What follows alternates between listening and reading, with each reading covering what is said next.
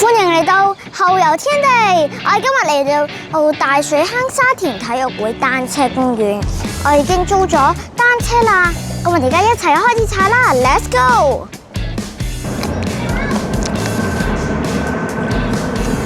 哎呀，原來你影緊我，係啊，我而家如果你睇矮力低啲，踩緊單車，你可以飲下啲能量飲品。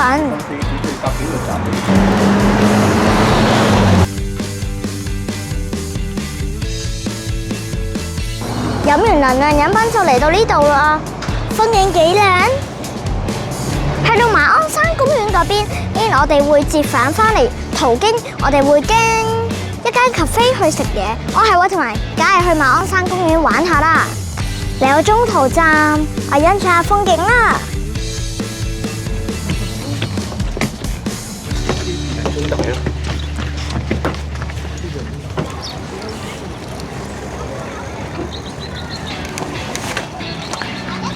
去到馬鞍山公園之前，我哋呢度有個行明街休憩處，大家可以順便嚟呢度玩下公園，休息一下。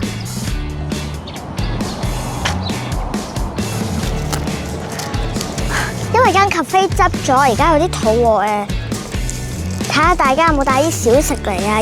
我就有啦，我有得糖，所以大家都記得可能帶啲小食過嚟踩單車啊。萬一真係肚餓嘅話。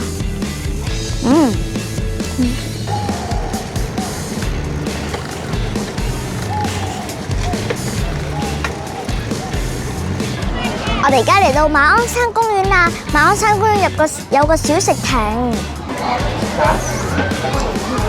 冇咁多喎，回青水啊，唔該你。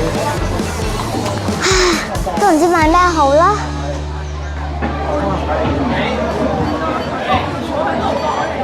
飲汽水啊，做運動。哦。邊隻啊？我主人。嗰度有個石灘，靚唔靚啊？仲有條好特別嘅橋。好啊，我哋繼續向前行啦 ，Let's go！ 大家盡量小心切線嘅人啊，因為今日見到切線嘅人都比較多啊。我哋而家踩到去馬鞍山中心啦，我哋而家會折返去城門河嘅方向，不過唔係環車喎，繼續踩。